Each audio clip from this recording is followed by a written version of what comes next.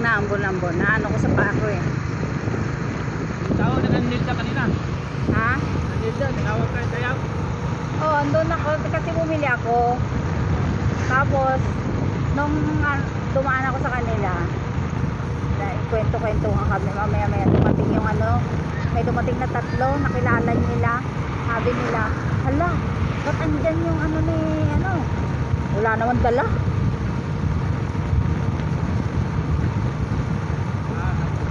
Ito kasing kaya ganyan yan si Lola Doris, nagsusumbong ng mali-mali. Kaya ang nangyayari, bawat pamilya walang natuwa sa kanya, kahit sarili niyang kadugo.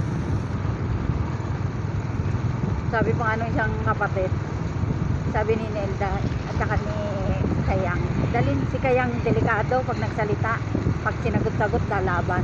Sabi ni Nelda, ba't ayaw niya pa ikang kunin, sakay niya sa sasakyan. Ay, may mga apo ika ka, bahay kipangit, ang lit-lit ka. Sabi ni alam nga naman ikang yan niya sa amin, hindi mo namin kaano-ano yan. Ay ko Nelda, ay Kayang baka parang ang sarap din sagutin kaya lang gulo. Ay hindi, pag sinagot niya ako, labanan ko siya. Narinig nga niya boss ni mama ni Nelda, pinuntahan ka agad. Mas ano pa pala si Nelda, si Kayang talaga matapang.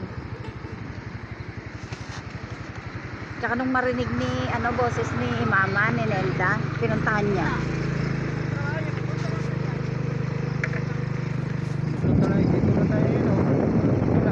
Ha?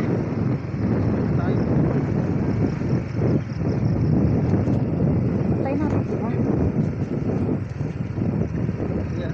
Ha? Nahiya ka? Diyan tayo kay yung sa tiyuhin mo.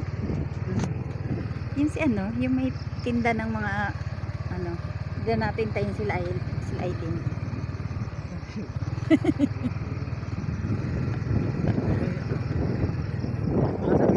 Napunta to rito, hindi naman siguro.